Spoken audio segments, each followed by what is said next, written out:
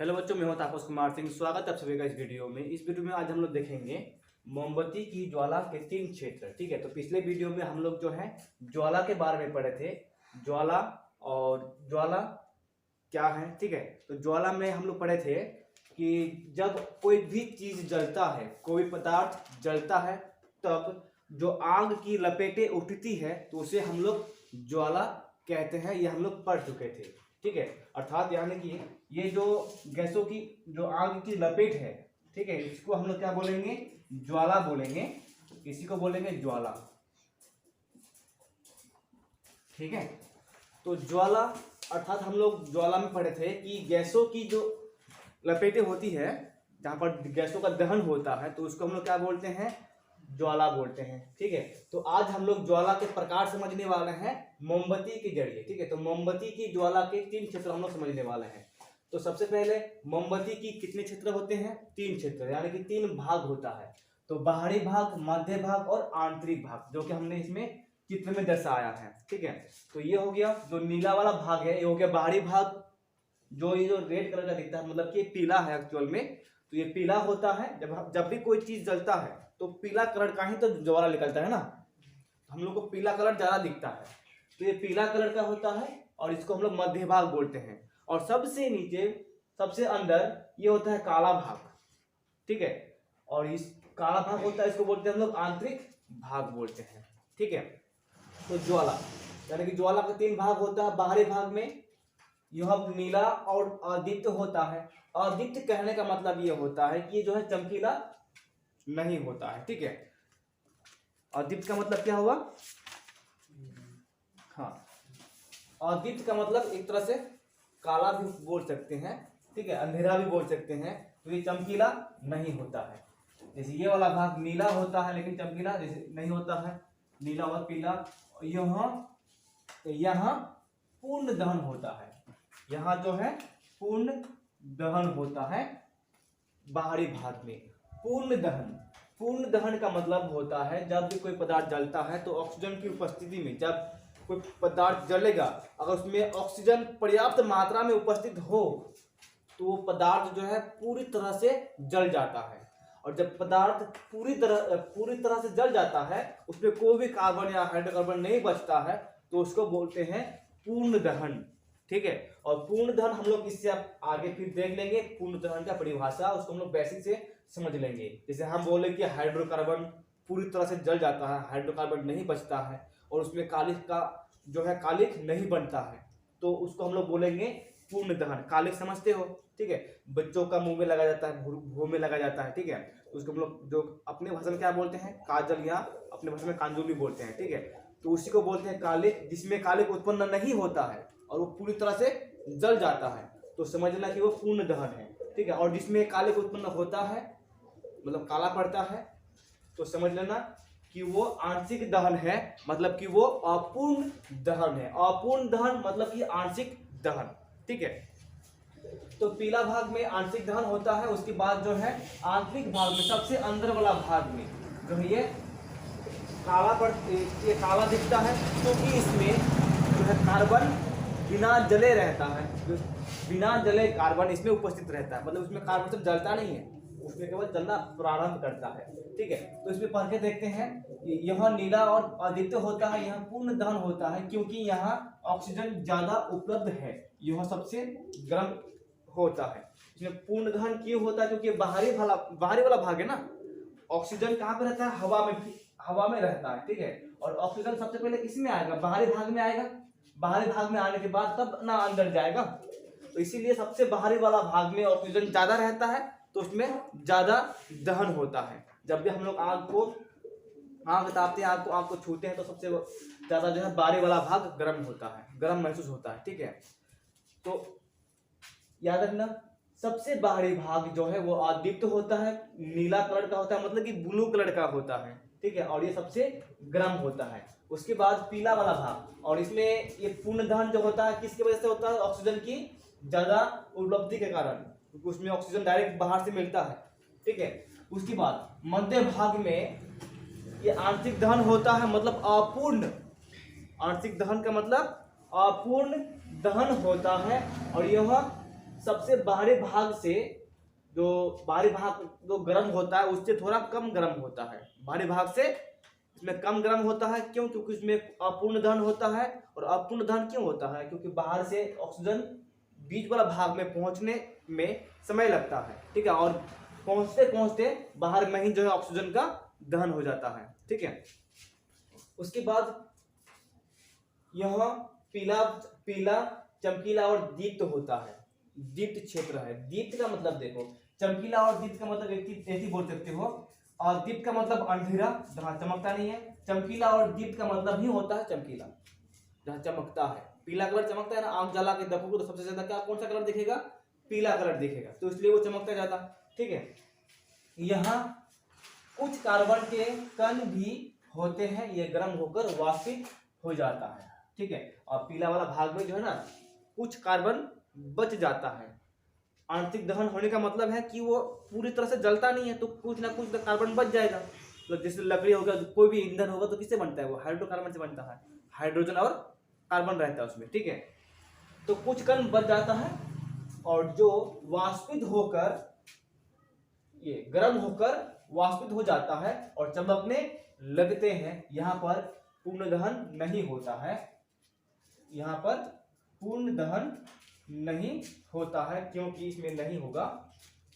पूर्ण दहन नहीं होता है क्योंकि यहाँ ऑक्सीजन की आपूर्ति अधिक नहीं होती है।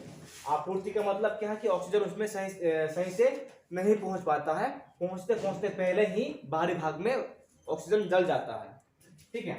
तो उसके बाद आंतरिक भाग, सबसे अंदर वाला भाग बिना जले, आंतरिक भाग जिसको हम लोग देखो काला रंग से दिखाए हैं और वो काला दिखता है, ठीक है। तो यह क्षेत्र बत्ती के एकदम नजदीक होता है, यह क्षेत्र बत्ती के एकदम नजदीक। तो बत्ती क्या होता है? मोमबत्ती को अगर देखोगे तो ये जो मोमबत्ती है दो चीजों से मिलकर बना है, एक तो मोम और दूसरा बत्ती। मोम इसको बोलेंगे जो पिघलता है, और बत्ती उसको बोलेंगे जो इसमें धागा होता है, ये इसमें एक तो धागा होता है अंदर, उसको हम लोग क्या बोलेंगे?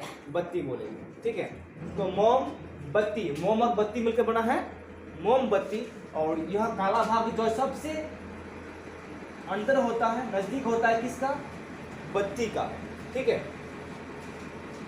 और यह काला रंग का होता है क्योंकि कार्बन के कुछ कण बिना जले बच जाते हैं, क्योंकि इसमें कार्बन पूरी तरह से जलता ही नहीं है, ठीक है। दहन और अपूर्ण दहन, जिसमें हम लोग का मोमबत्ती की ज्वाला में जो पहला भाग था उसमें पूर्ण दहन हो रहा था, और दूसरी भाग में जो मध्य भाग था उसमें अपूर्ण दहन हो रहा था, ठीक है। और सबसे आंतरिक भाग में जो है जो कार्बन थे वो नहीं जल रहे थे, ठीक है। तो उसमें पूर्ण दहन और अपूर्ण दहन क्या होता है इसको पहले हम लोग आज समझते हैं। तो इसमें पूर्ण दहन यानी कि हाइड्रोकार्बन पदार्थों को इसका मतलब है जो ईंधन है। हाइड्रोकार्बन पदार्थों का मतलब क्या है?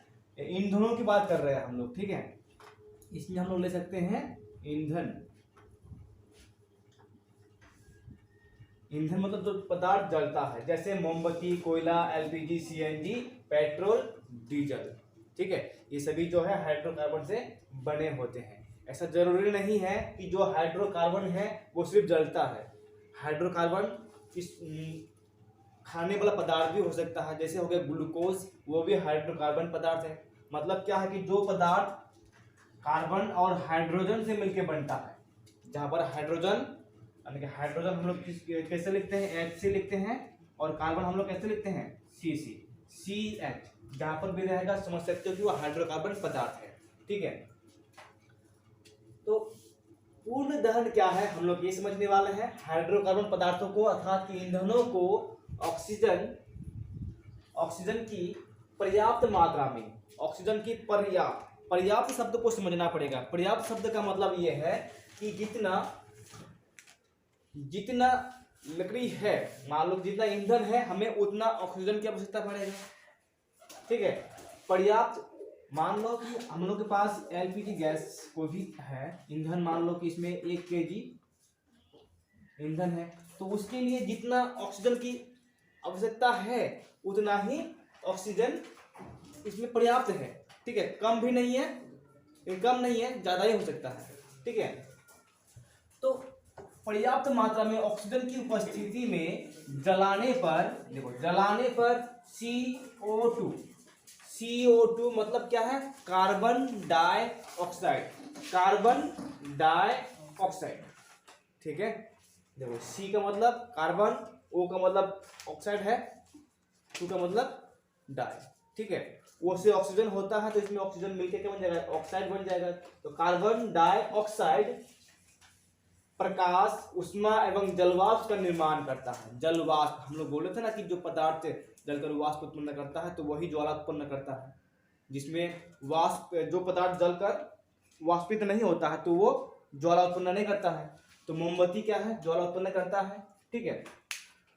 तो जलाने पर CO2 देता है, प्रकाश देता है, उष्मा देता है और जलवाष्प का भी निर्माण करता है तथा उत्पन्न ज्वाला नीले रंग की होती है। उत्पन्न ज्वाला नीले रंग की होती है। जैसे आजकल स्टोव में देखे होंगे, स्टोव समझता है, तो घर में हम लोग चूल्हा का इस्तेमाल करते हैं खाना बनाने के लिए, जहाँ पर हम लोग इस्तेमाल करते हैं LPG और CNG गैसों का।